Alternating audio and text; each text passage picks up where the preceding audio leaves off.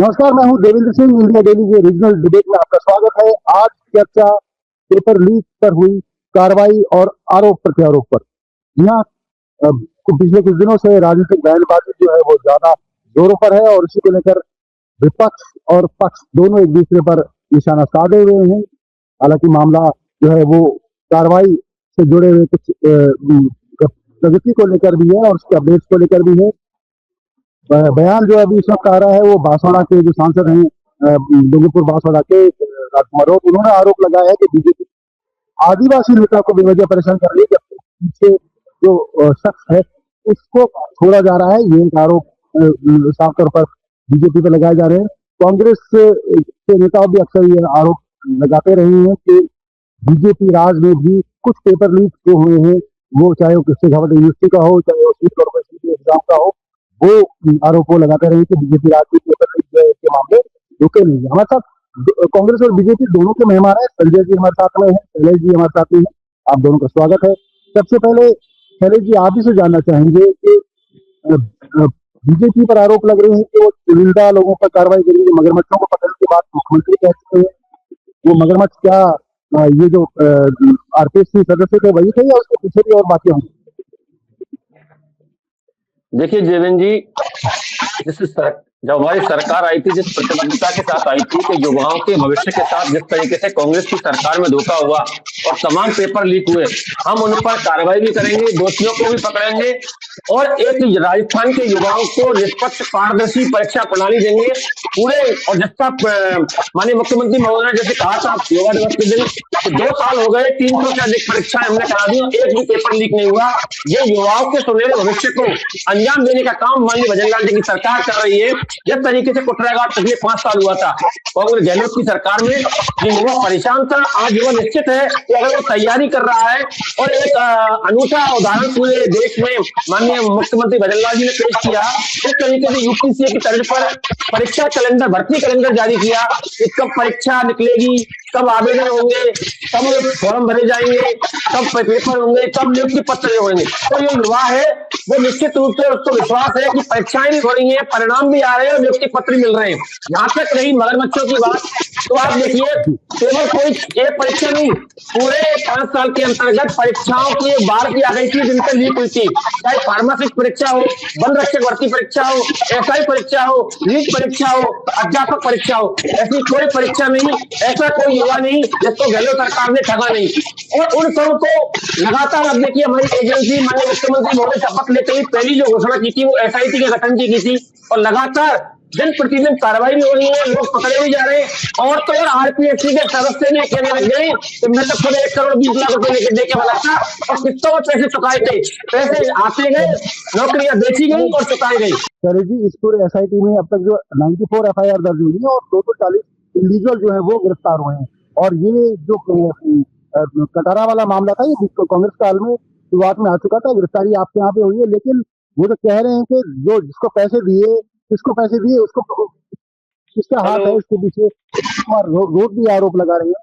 क्या तो पीछे जो है इन्वेस्टिगेशन वो जारी रहेगी क्या? क्या मगरमच्छों की बात आप कर रहे हो तो मगरमच्छ है कौन? देखिए ये जो धीरे धीरे चाहे वो डमी परीक्षार्थी हो, चाहे परीक्षार्थी हो, चाहे पेपर भी, चाहे कोचिंग सेंटर हो, चाहे माफिया हो, सबको पकड़ने का काम, सबके खिलाफ कार्रवाई करने का काम किया। ठीक है, बाबूलाल कटारा को कांग्रेस ने पकड़ा, बाबूलाल कटारा को कांग्रेस ने पकड़ा, लेकिन बाबूलाल कटारा से कुछ कांग्रेस उगलवा नहीं पाई। हमारी सरकार ने उनसे, हमारी एजेंसी ने उगलवाया और जो जिसको माध्यम से पैसे दिए और जिसको दिए सभी, चाहे मगरमच्छ छोटे हो, चाहे बड़े हो, चाहे मछली हो, कोई नहीं बचेगी। सबसे बड़ी घबराहट कांग्रेस के नेताओं को ये हो रही है कि जिस तरीके से बाबूलाल बयान आया है कटारा का, अब उनको दिक्कत होने लग गई कि हमारा नंबर आने वाला है। अब ये लग रहा है किसका नंबर आएगा, सबके नंबर आएंगे, बचेगा कोई नहीं, एक एक व्यक्ति अपने अंजाम तक पहुंचेगा। ईडी की कार्रवाई कांग्रेस के प्रदेश अध्यक्ष पर भी हुई थी, उसके बाद भी इन्वेस्टिगेशन जो थी वो अभी भी पेंडिंग पड़ी है, उस पर भी कोई अपडेट नहीं है, क्योंकि आप एसओजी काम कर रही है, एसओजी ने भी इस पर कोई आगे कार्रवाई है उस पर किस तरह से होगा, क्योंकि अब तक केवल परीक्षार्थी जो डमी बैठे थे वो पकड़े गए थे। संजय जी इस वक्त हमारे साथ जुड़ गए हैं। संजय जी, अब आपसे पूछना चाहेंगे कि जो कांग्रेस सरकार के दौरान बीजेपी हमलावर थी पेपर लीक को मामले को लेकर, क्या 2 साल में आपके अनुरूप, खासकर जो बीजेपी कह रही है मगरमच्छों को पकड़ा जाएगा, क्या वो पकड़े गए हैं या आपको लग रहा है कि इस पर और कार्रवाई होनी चाहिए? देखिए देवेंद्र जी, पूरा प्रदेश ये जानना चाहता है कि असल में वो कौन से मगरमच्छ है जिनका नाम लेकर भारतीय जनता पार्टी राज में आई थी। केवल पोल कल्पित बातें ये लोग करते हैं। भर्ती पकड़ने के नाम पर केवल एक आरएएस में भर्ती परीक्षा हुई थी 2021 में, उसमें हम कहते हैं थोड़ी बहुत कार्रवाई हुई है, बाकी कोई ऐसी कार्रवाई नहीं हुई है। और मगरमच्छ कौन से मगरमच्छ है, इन मगरमच्छों के नाम पर पूरे 5 साल निकाल देंगे, पता चलेगा चुनाव आ जाएंगे, फिर ये हाथ खड़े कर देंगे। और सिंगल बेंच ने जो ऑर्डर किया है उसके खिलाफ ये डिवीजन बेंच चले गए। तो सर इनके देखो ये करने में बहुत फर्क है, ये कहते कुछ और है करते कुछ और है। और अभी देखिए इन्होंने जो 1 लाख नौकरियों का जो पिटारा खोला है वो सुनने में बड़ा अच्छा लगता है कि साहब 1 लाख नौकरियां निकल गई है, पर वहां देखिए ओबीसी के आरक्षण को भाई ने मार दिया। 21% से 15% ले आए। जल्द विभाग की भर्तियां पेंडिंग है, शिक्षक भर्तियां पेंडिंग चल रही है। कई डिपार्टमेंट है जहाँ पे कानूनों की जरूरत है पर वहाँ लिखती ही नहीं है। तो ये सब मगरमच्छ और मछली सर इन्हीं में सर ये इस पर भी आएंगे सर, पूछेंगे बीजेपी से। आप ही से जानना चाहेंगे किन मगरमच्छों की बात आपके कांग्रेस के नेता कर रहे हैं कि जो बच गए? देखिए सर, ये मगरमच्छ और ये मछली का नैरेटिव हमारा नहीं है, बदलाव जी ने कहा। हम तो इतना कह सकते हैं कि अगर जनहित में कोई भी स्थिति में कोई भी माफिया जो पेपर चोरी में मुलविस है, जुड़े हैं, अगर इसके खिलाफ कोई ठोस कार्रवाई होती है तो हम उसके साथ है, हम समर्थन देंगे। और कार्रवाई दिखनी भी चाहिए। सर हाईकोर्ट में कुछ और कहते हैं, कोर्ट के सामने कुछ और होता है, पब्लिक में कुछ और कहते हैं। तो घोड़ा चल चलने वाला आपको स्टैंड फर्क होना चाहिए कि युवाओं के हितों में मुबारकात नहीं है। संजय जी जो कह रहे हैं कि अभी भर्ती 1 लाख का विज्ञापन आपने जारी किया, सरकार ने कैलेंडर भी जारी किया, उसमें ओबीसी के आरक्षण को लेकर कहीं न कहीं छेड़छाड़ करने का प्रयास किया, आपका क्या जवाब है? देखिए, जो भी संवैधानिक प्रक्रिया के अनुरूप कांग्रेस के संग दिक्कत ये है कि कांग्रेस अब जैसे ये कहने लग गई, कल परसों इनके नेताजी बोले थे गोटासरा जी के साथ भर्तियां निकल पा रही हैं। राजस्थान के युवाओं को 93,000 से अधिक नौकरियां मिल चुकी हैं। 1.5 लगभग 1.5 लाख पाइपलाइन में जिनकी प्रक्रिया दी ने, 1 लाख के नए विज्ञापन निकल गए। तो इनको युवाओं के हित की बात नहीं दिख रही। जहां तक रही आरक्षण की बात, आरक्षण का तो बात यह है कि जो भी संवैधानिक प्रक्रिया है उनके अंतर्गत आरक्षण देने की प्रक्रिया निश्चित है और उसके अनुरूप ही आरक्षण की प्रावधान की जाते हैं। ये कोई सरकार के स्तर पर नहीं होता, ये कोई सबको संवैधानिक प्रक्रिया है, किसका कितना रिजर्वेशन है। और जहां तक ये ओबीसी की बात कर रहे हैं, माननीय ओबीसी आयोग के तो सर्वेक्षण का काम भी चल रहा है। हमारी सरकार तो और भी चाहती है कि ओबीसी के हर वर्ग तक उस आरक्षण को पहुंचे। और आप देखिए ओबीसी आयोग की रिपोर्ट आने वाली है, तो माननीय उच्चतम न्यायालय के निर्देश के अनुरूप जिस तरीके से काम चल रहा है, तो हम तो लगातार सबका साथ सबका विकास की बात करते हैं, चाहे कोई भी वर्ग हो, हर उस वर्ग को। और आप ओबीसी की बात करते हैं। आपके नेता राजीव गांधी ने कहा था इस जमाने में अगर ओबीसी को आयोग की रिपोर्ट का विरोध किया था, राजीव गांधी। संजय जी हाँ, आप कुछ कहना चाह रहे हैं, बताइए। देखिए सर, आप अपनी बात कहिए, आप भी राजीव गांधी की बात बचाइए, आप भी अपनी बात कहिए। देवेंद्र जी, शैलेश जी ने भी एक बात कही कि ओबीसी आयोग की रिपोर्ट आना बाकी है। सर इन्होंने ओबीसी आयोग की रिपोर्ट को 31 मार्च तक बढ़ा दिया है और सुप्रीम कोर्ट ने कहा है कि 15 अप्रैल तक चुनाव कराइए। अब चुनाव कैसे होंगे सर, मुझे नहीं पता कैसे होंगे। जब 31 मार्च तक आपने कार्यकाल उसका बढ़ा दिया है तो रिपोर्ट कैसे देगा। और दूसरी बात देखिए, सुप्रीम कोर्ट के गाइडलाइन से वर्डिक्ट है कि हॉरिजॉन्टल रिजर्वेशन 21% होना चाहिए। उन्होंने इसको भर्ती में 15% कर दिया है। अब इस कह रहे संविधान की इनको जानकारी नहीं है, ये क्या बात हुई। अगर आपको रोड मैप तैयार करते हैं नौकरी का, तो किस कैटेगरी को कितना रिजर्वेशन मिलेगा वो तो आप पढ़ते ही है ना, इसके खिलाफ दे नहीं सकते आप। और ये क्या हो रहा है, ये सब पॉपाई का राज है, ये खुद ही बता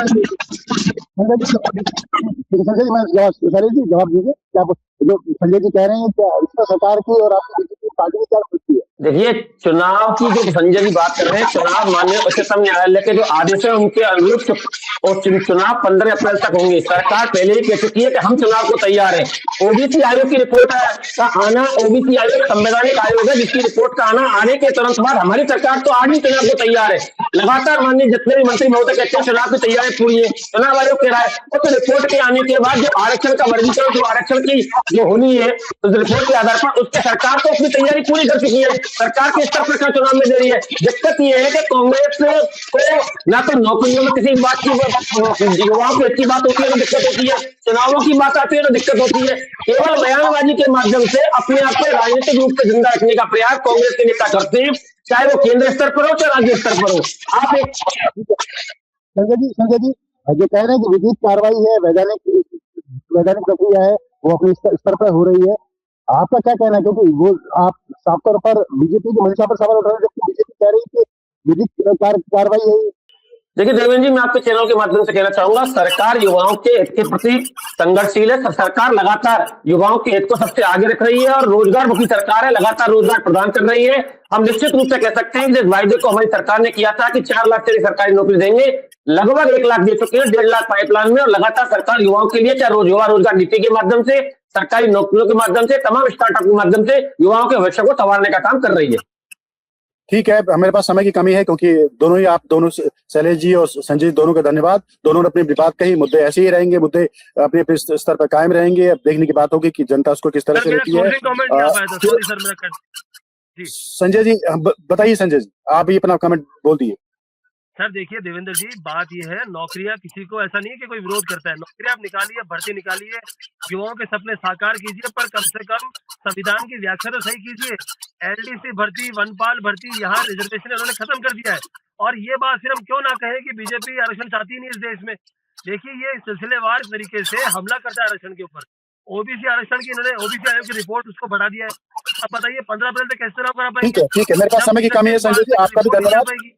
आप संजय जी आपका भी धन्यवाद, आपने भी अपनी बात कही, शैलेश जी ने अपनी बात कही। हम फिर मिलेंगे इस रीजनल डिबेट में किसी और टॉपिक के साथ। तब तक के लिए नमस्कार।